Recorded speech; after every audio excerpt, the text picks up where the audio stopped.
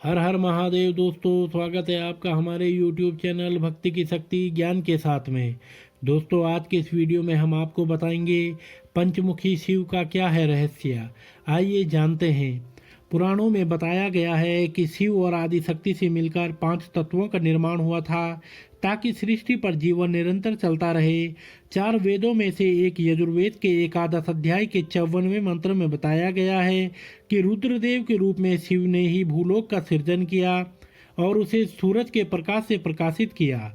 भगवान शिव ही सर्वप्रथम देव हैं जिन्होंने पंच तत्वों से इस सृष्टि की रचना, पालन, संहार, तिरोभाव और अनुग्रह किया।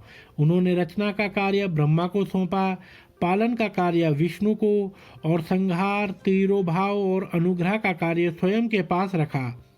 शिवजी ने सर्वप्रथम आकाश से वायु, वायु से अग्नि, अग्नि से जल और जल से पृथ्वी की उत्पत्ति की। इन 5 तत्वों के बाद पृथ्वी से औषधि और औषधि से अन्न, अन्न से जीव जंतुओं का निर्माण किया।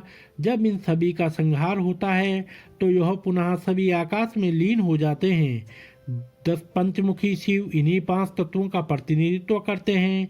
ये पंचमुख हैं सद्योजात, वामदेव, अघोर, तत्पुरुष और ईशान। इसलिए उन्हें पंचानन या पंचमुखी कहा जाता है।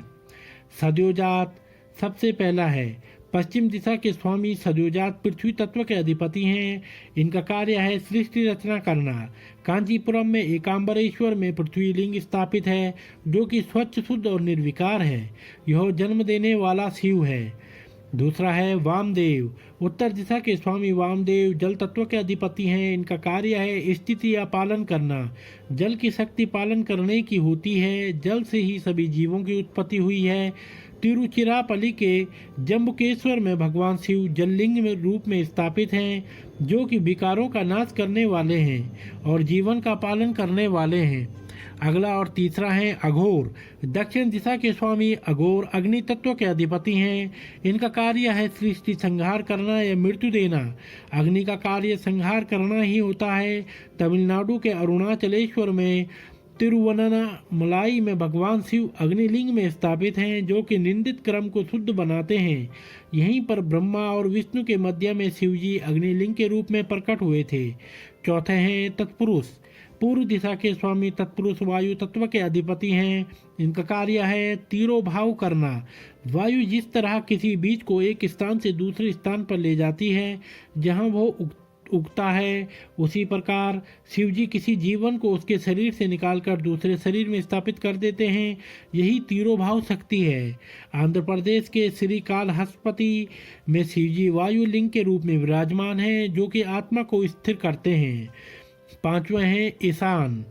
ऊर्ध्व या आकाश दिशा के स्वामी ईशान आकाश तत्व के अधिपति हैं। इनकी शक्ति अनुग्रह यानी कृपा और मोक्ष देना है। आकाश तत्व के रूप में भगवान शिव तमिलनाडु के चिदम्बरम में नटराज और आकाश लिंग के रूप में स्थापित हैं जो आकाश के अधिपति हैं। जैसे एक पुष्प से सुगंध आती रहती है किंतु वह जैसे ही मुरझा जाता है तो उसकी सुगंध कहाँ चली जाती है, वह सुगंध उस अनंत आकाश के अंदर व्याप्त हो जाती है। इसी प्रकार से जब एक जीवन को मुक्ति प्राप्त होती है तो वह अनंत परमेश्वर में लीन हो जाता है। वह जन्म मरण के कार्य से दूर हो जाता है। इससे यह सिद्ध होता है कि भगवान शिव ही इस सृष्टि की उत्पत्ति, स्थिति और संहार के दृष्टा हैं। निर्माण, रक्षण और संग्रहण के कार्यों के कर्ता होने के कारण ही उन्हें ब्रह्मा, विष्णु और महेश कहा जाता है। श्रावण मास के 5 सोमवार के 5 मुख। सबसे पहला, श्रावण मास में महादेव के 5 मुख का महत्व है। 5 मुख 5 सोमवार का प्रतीक है। महादेव के 5 मुख 5 महाभूतों के सूचक भी हैं। 10 हाथ 10 दिशाओं के सूचक हैं। हाथों में विद्यमान अस्त्र शस्त्र जगत रक्षक शक्तियों के सूचक हैं।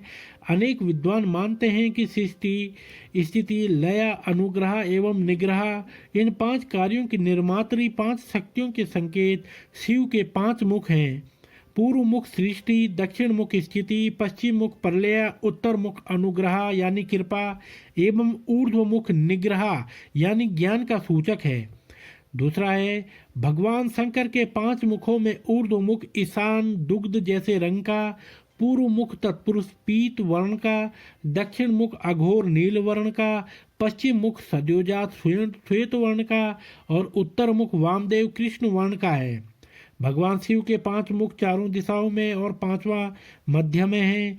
भगवान शिव के पश्चिम दिशा का मुख सद्योजात बालक के समान स्वच्छ शुद्ध व निर्विकार है। उत्तर दिशा का मुख वामदेव अर्थात विकारों का नाश करने वाला, दक्षिण मुख अघोर अर्थात निंदित कर्म करने वाला।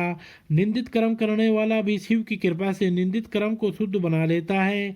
शिव के पूर्व मुख का नाम तत्पुरुष अर्थात अपने आत्मा में स्थित रहना। ऊर्ध्व मुख का नाम ईशान अर्थात जगत का स्वामी।